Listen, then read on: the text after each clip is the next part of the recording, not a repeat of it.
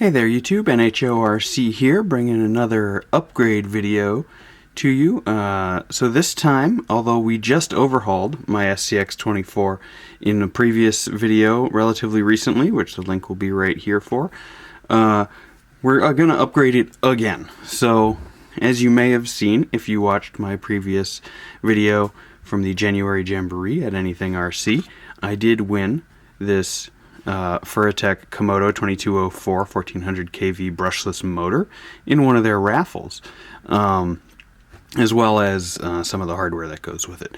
So I went ahead and I purchased a Furitek Lizard Pro. I ordered up myself a Futaba receiver to go with my primary transmitter, and we're going to get this thing bolted up. This was never an upgrade I had intended to do given the cost of brushed motors, but since I was lucky enough to win this motor from NeThingRC, thanks again NeThingRC, I'm gonna go ahead and I'm gonna swap this in. So we're gonna go along for the ride here. I think we may now be able to do some other stuff like install a low CG battery tray that I printed out. We'll see, but we're gonna get installing this thing, so let's put this in. Also, before I do that, I am going to drive the truck around on the bench here a little bit so you can get a feel for the low speed control in its current setup with its current transmitter and motor. And then at the end of the video, there'll be a side-by-side comparison of the two that I'll cut them together for. So, if you enjoy this, please like, please subscribe. Let's get upgrading. First thing we're going to do is pop our battery tray off. That's real simple. We're just going to take out this bolt, which is my relocated shock mount, and then two on the other side. So we're going to do that. Alright, we've got our battery tray out. So next up, given that I am going to be changing off of the stock receiver, I'm going to pop that off next. Now, I believe it's just sticky taped on there. Okay, I've got all my wires undone. Get the motor wire off, so now I'm going to see if I can just pry this ESC off. I think it's just stuck on there. We may need some help. Take a hobby knife and just kind of slide it on under here. Yeah, there we go. Just like so. And now we're going to twist.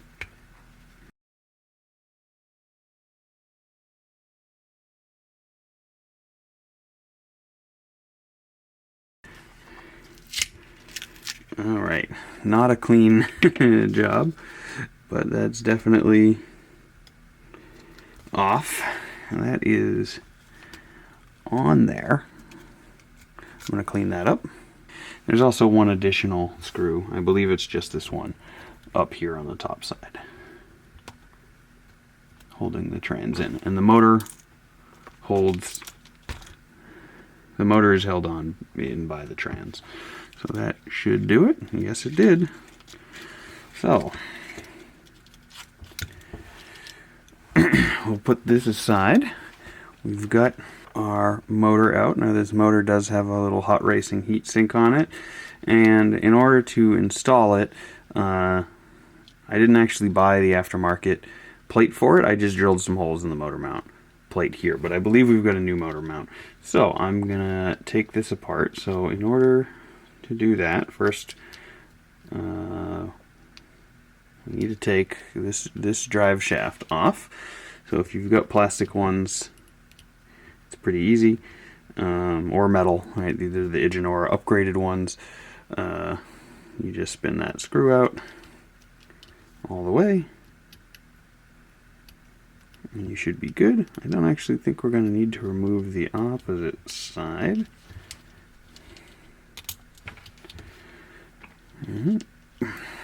Pop that guy out, get that to let go. Pop these two out.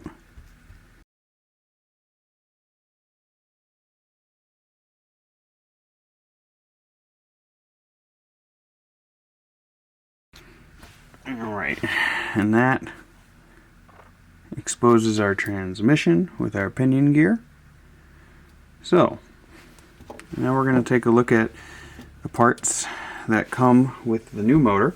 So we've got the motor itself, obviously.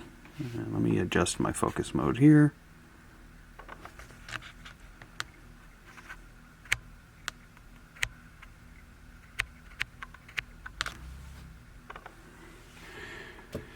Alright, so we've got our new motor. We've got our ESC, which we're not quite to yet. We've got some mounting hardware that came with the new motor. And I also got this as part of the raffle. This should be the motor mounting plate and transmission cover. So, now that is a very nice little piece of machined aluminum. That's going to look really nice.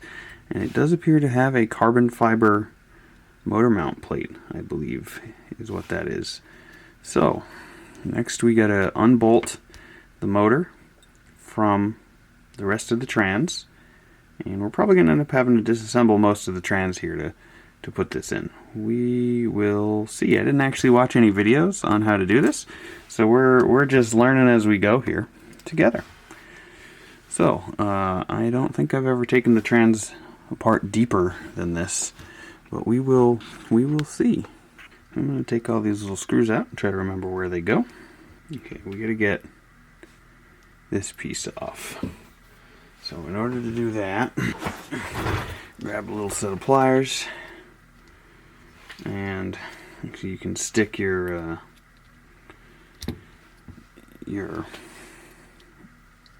Allen through one of those, and that should hold the gear from rotating. And then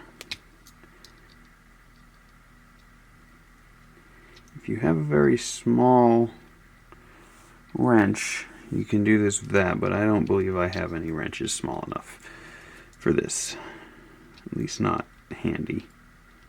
But this works just fine as long as you don't mangle it. Alright. That is off. I'm going to slide the spur gear off, and this will let us remove the motor.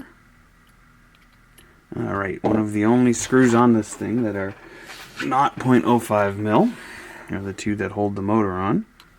Alright, and that will let us pop our motor off. Put that to the side with the old parts.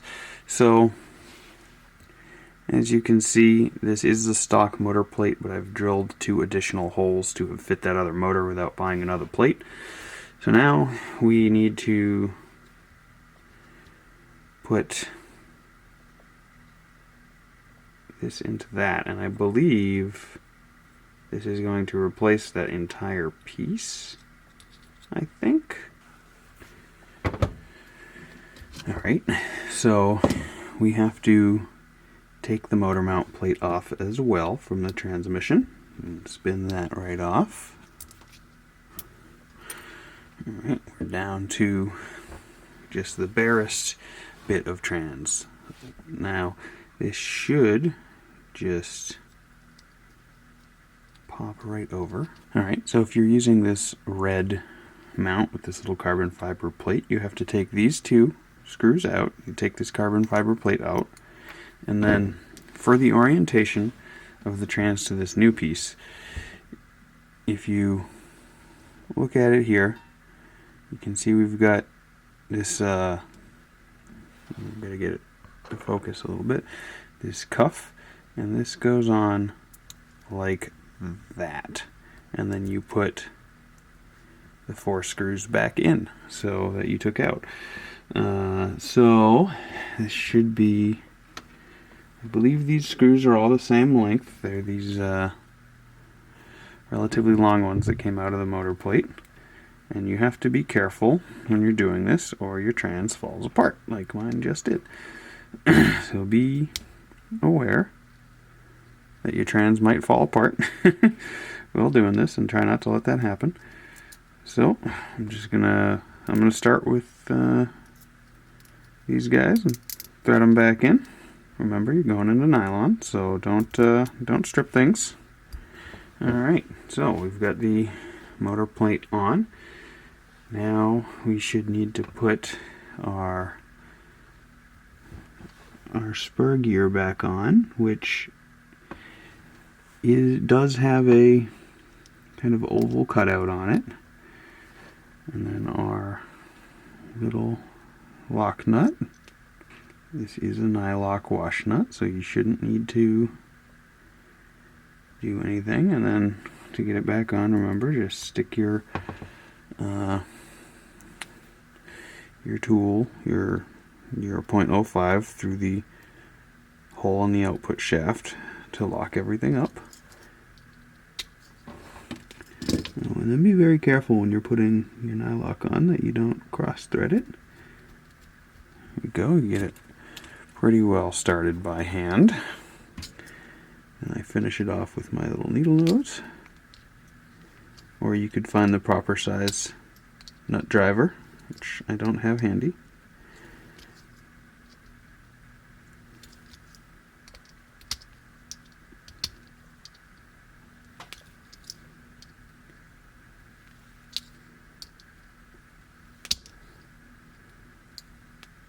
There.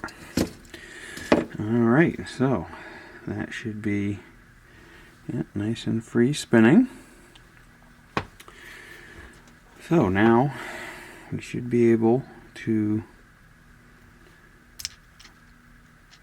mount this guy up, and I'm seeing an issue. So this has this big fat output shaft. My existing spur gear is tiny. That's going to be an 1/8 maybe, and that's like a 1/4. So I don't have the gears I need for this. That's unfortunate. Alright, I'm going to have to order some gears, which is unfortunate because I just ordered the receiver and I didn't realize that the output shafts were different sizes. And that might make me change my spur also. Alright, we will be right back. It'll probably be a few days for me until you see me again, but for you it'll be instantly. I'm back. It's a few days later. For you it's been half a second. I got the one part I believe I was missing. So this is the Furitek conversion pinion and spur. So we're going to pop this on and continue on with the install. So it's just a little brass pinion and a little, I think it's metal spur gear with a little grub screw in the side. So pretty straightforward. We're gonna continue on. So we're gonna mount our spur gear here. Sorry, our pinion. This is our pinion. Back the grub screw out. It does not come with Loctite, so I'm gonna get some Loctite. Alright, we're just gonna put a very small dab of Loctite on there. It's a very small screw. Then we're going to thread it in so it's in but not sticking out the other side. Alright, there we go. And then what you want to look for on your motor is a flat side. It's not very big. You can see it right there, facing kind of up and to the right. So you just put your grub screw on facing that direction, and then we'll need to figure out exactly how deep this needs to be. For the moment, I'm going to just level it with the end. And you want to run your grub screw in until you hit. You don't have to go super far. It should just spin with the shaft, and the Loctite will hold it in. So that's that. Now, because I changed the grub screw, we changed the pinion, we do need to change the the gear that we put in here previously. So I'm going to pop that out real quick. Should just be these 2 plus the lock washer. And actually, I don't think I used Loctite on these, and I should have. Yes, I did not, so it's a good catch. Remember, metal to metal, always use the Loctite. And pop the new one on. Now this does appear to have a direction, as one side is down, or one side has more lip on it, and I unfortunately did not pay attention to which way it came off in the first place. So I'm going to put the longer side down and see if that works. And since I'm not sure, what I'm going to do is I'm going to test fit the motor. Okay, after a little fiddling, the motor goes on this side. So what that does mean is that I need my pinion to be deeper on. So we're just going to loosen that grub screw up a bit. Try not to go all the way out, and then just slide it on a little deeper. I actually think this is supposed to be with the grub screw out, which is unusual. Alright, so I'm going to start by putting this back on, the lock nut. I'm pretty sure the larger side goes down for the cuff on the gear. And honestly, it's just a small difference. I don't think it's really going to matter all that much. It appears to be all the way down.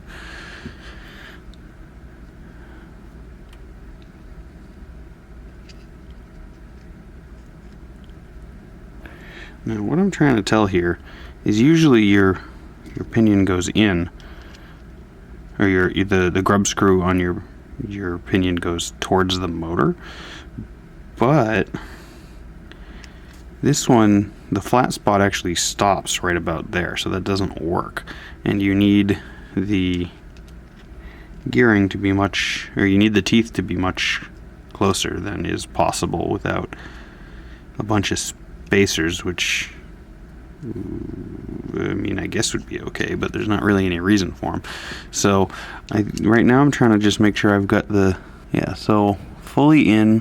I'm not sure if you can really see this. There we go. Fully in. I am missing the grub screw hole, and if you look at this, where the grub screw hole comes in, it starts to flare. So really you have this much of this to work with. So if you're hitting this flare, you're going to screw up your gearing. So you want to be, so I actually think I want to bring it out a little more. So now I have leveled the grub screw, or leveled the pinion with the end of the output shaft. And that looks pretty much perfect. So we're going to mount the motor to the trans. Actually, we're going to put these two screws in first, and we're going to use Loctite this time. Okay, those are in. Loctite it on. Now we're going to mount the motor. So I believe we've got some specific screws for that. These should be these guys that came with the motor, I believe. So again, we're going to need some Loctite for these. And what this is going to do is we're going to push this through one of these back slots here, and there's two different spacings on this motor, right? So you can see this one is wider and this one is narrower. So for this, we need the narrower of the two.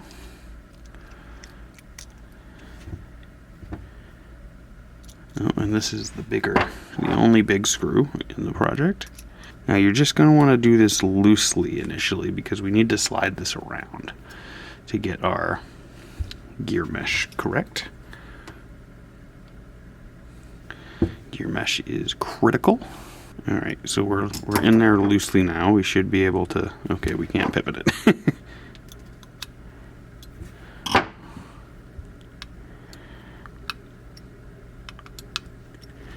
Alright, there we go. We're in, and we can move it. So you can no longer see your gear mesh from the backside, so you have to set it right here. And I know it's very hard for you to see in there, but basically, because this is an outrunner, it's particularly easy to spin. You just spin the black part.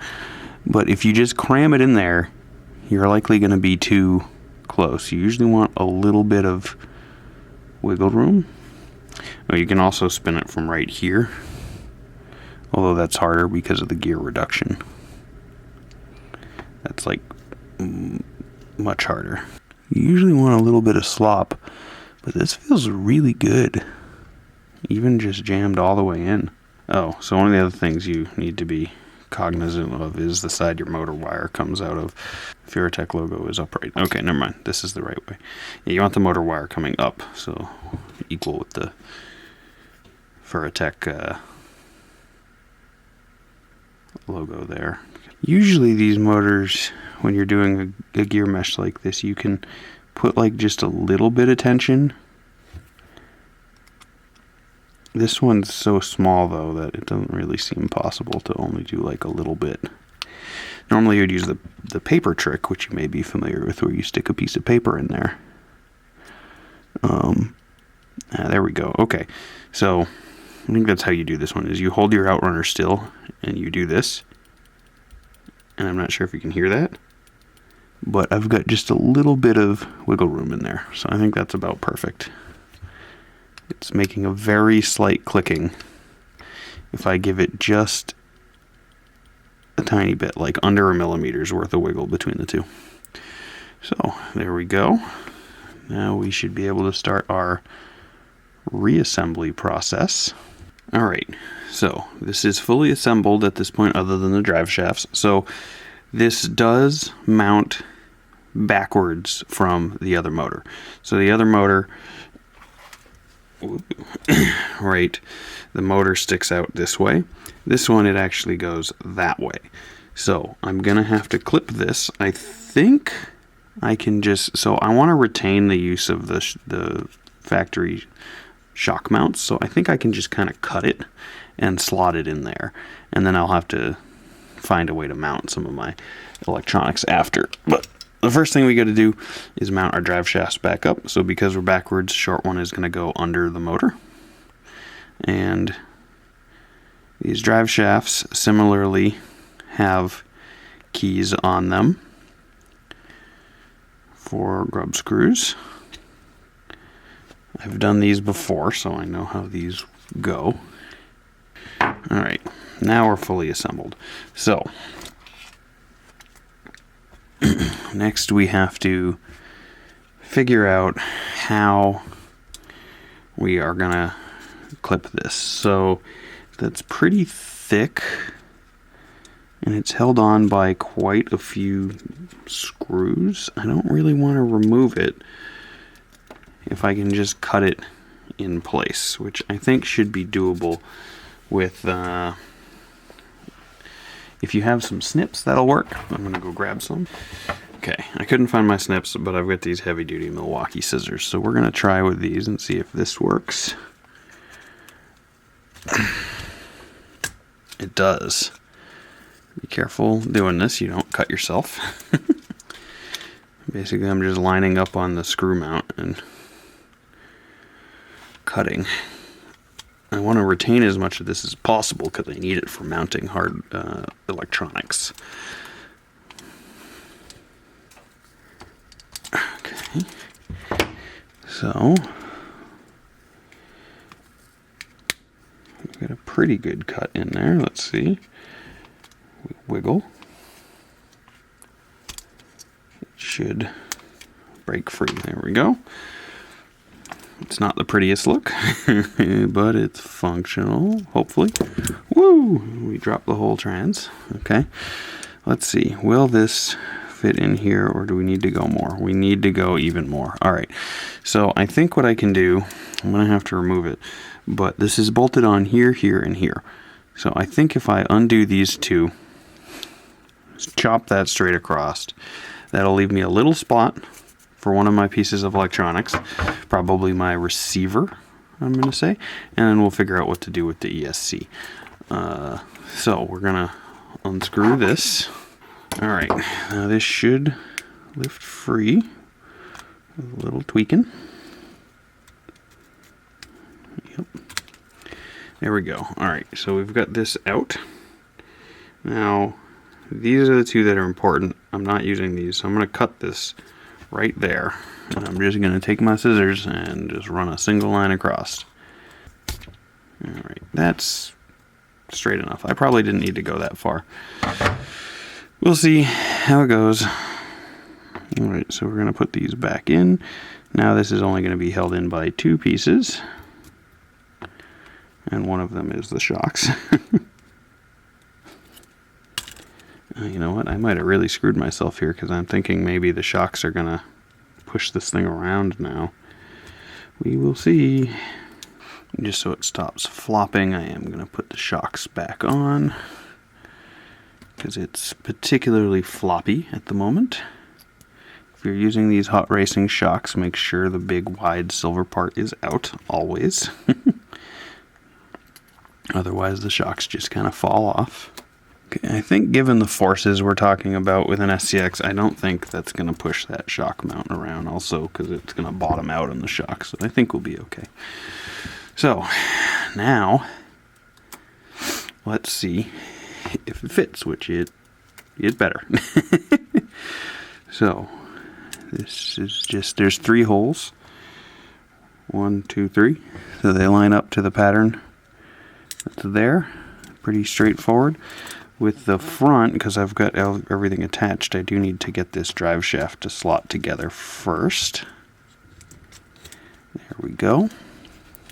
Now this should just sit right there. Alright, now I just got to remember which screws I used, which I'm assuming it's these 3. Don't strip it.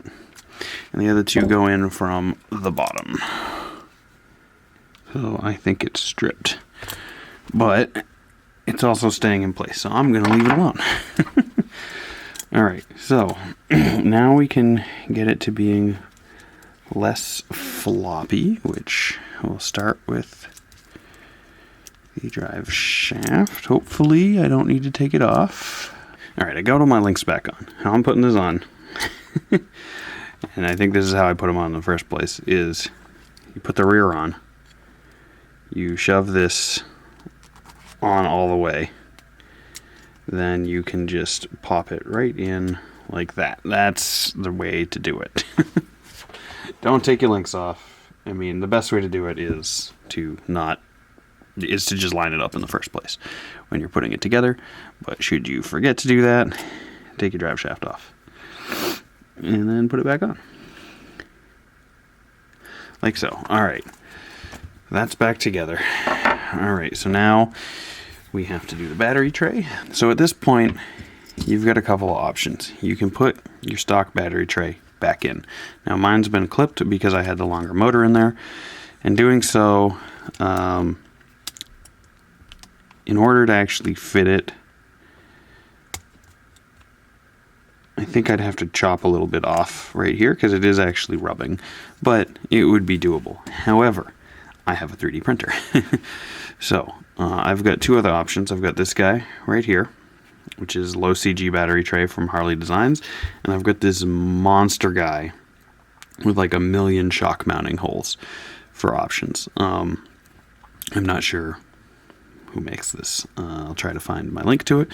This one also goes right there and has a similar problem where I'd have to cut the end of it off, which isn't the end of the world, but I'm trying to get this thing as comp ready as possible, and I don't actually want to mount my shocks anywhere here.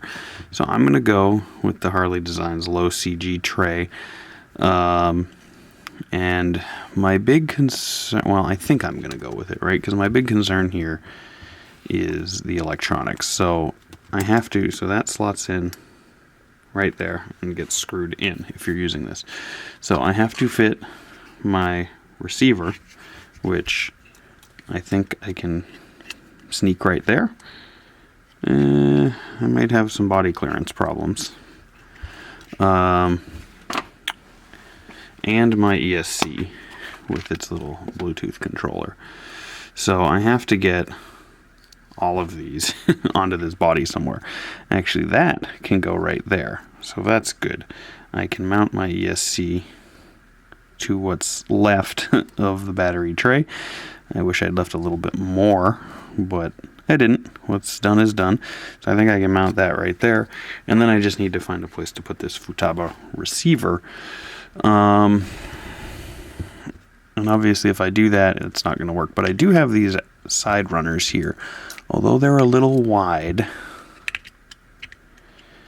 it might work, especially since that doesn't move anymore.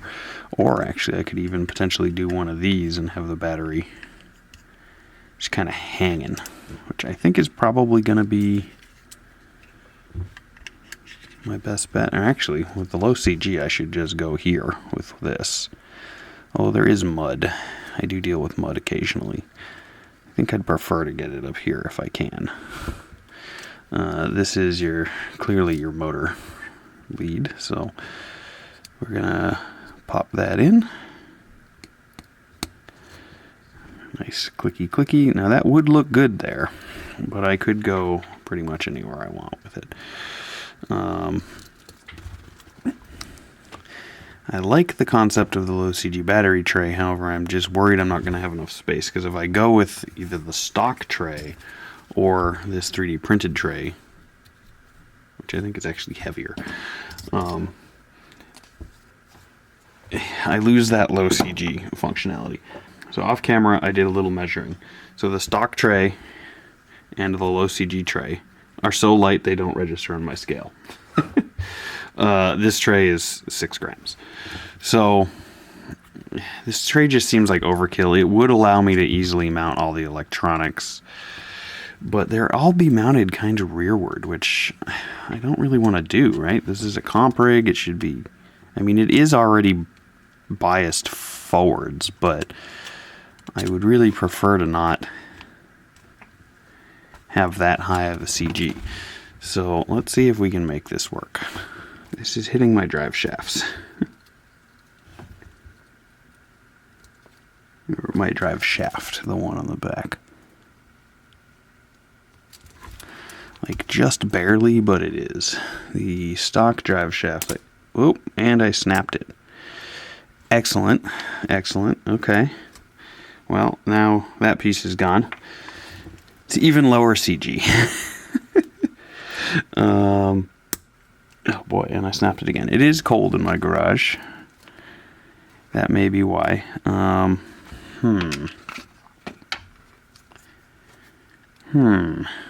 Well, this just became much more challenging because that was the one I was really planning on using. Alright, I'm going to take that out. So I guess we'll use the stock battery tray and figure out a way to make it work, because I'm out of options at this point. Now the stock battery tray is much lighter than the one that just broke, although it only does have 3 feet. That being said, it doesn't need more than 3 feet because there's plenty of room. So I'm going to snip the front off. That should be plenty of room to clear the... Yep, it is. I could have actually gone a decent bit less, which I should have. But what's done is done. So there is an on-off switch that I'd like to be able to get to from under the truck, if possible. Yeah, I'd say right there is probably the winner. And actually I can stick the Bluetooth module, which that's what this is a Bluetooth module, underneath and stick it to the bottom of that. Alright, so we get to test fit our body here.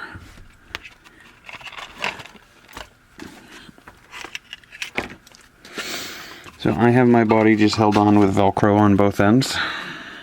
The heavy duty Velcro that is from like in New England you see this Velcro when you get an Easy Pass. It's the Velcro you stick to your car windshield. You can just buy it in rolls, which is nice. So that would go right there. This body doesn't sit all the way down, as you can see, so I don't think I'm going to be able to... Well, actually, yeah, that knocks it out of line, and then I'm crooked, so I'm going to have to get fancy with this. I think I'm going to have to mount it, like, standing up, like this. Sorry, I'm a little out of frame. I think I'm going to have to mount it standing up like that to make this function. So, alright, we're going to use the classic standby of double-sided tape to mount our ESC.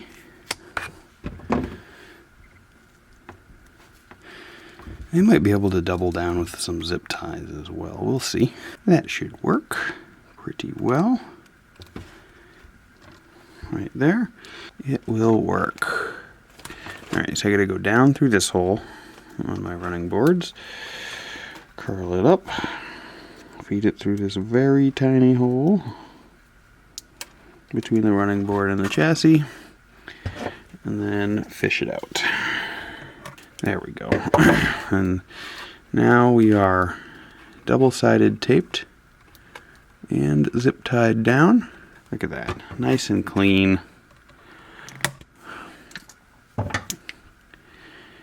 There, you can hit the power button. Alright, I've been doing some fiddling around off camera, and I think I've figured out what I'm going to go with. It's kind of unorthodox, and it may not work, but I'm going to try it. So I'm going to stick my receiver vertically like this on its edge using double-sided tape, and I'm going to try to make some zip ties work as well around the other side.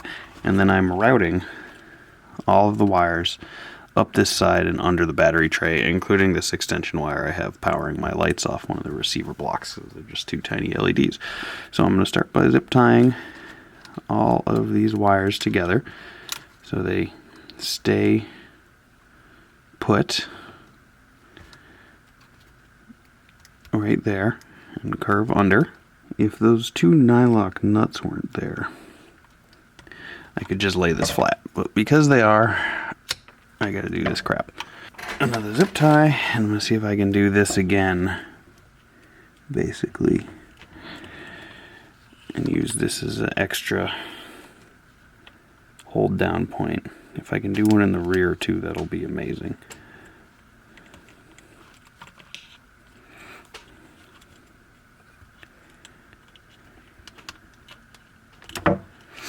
And of course it's probably going to take two zip ties. There we go. I can't do the other side because that's where all the plugs are. But it's got some wobble, but I think it'll be okay. So we're at the magic time now where we see if it all works and doesn't blow up. And power on. Got some beeps, my lights are on. Got some blue flashies going on. Now I gotta rebind my new controller. So, and I have them backwards. Excellent. So I'm gonna flip the 1 and 2 channel around. I've got the receiver rebound. I swapped the cables. I did some cable management. My battery probably won't ride in this orientation most of the time. I think I'll probably spin it around. But I've also set my endpoints on my steering as well as my sub trims, because I can do that now because I've got my nice good controller. And this thing is really slow now, so I'm gonna give it as little throttle as I can so I can show you how slow this thing really crawls. That is like imperceptibly slow. That is amazingly slow. So let's put the body down and see how fast it will go. We're zoomed all the way out here. I'm probably gonna have to pick you up for this. Let's see how fast it goes. Oh, about the same amount. So, there you have it. I've clearly got some binding issues somewhere. I think that's cables hitting in the back, stopping it from opening. But, yeah, that is ridiculously slow. I'm going to have to zip tie that to that to keep that wire away, but, boy, that's nice. I thought I was okay with the stock motors, but boy, that is ridiculously slow. So, if this video has helped you, if you enjoyed this content, please subscribe. It really helps the channel out. If you got any questions or comments, throw them in the comments below. Thanks for your time. Hopefully I helped you out. Have a good day, everybody.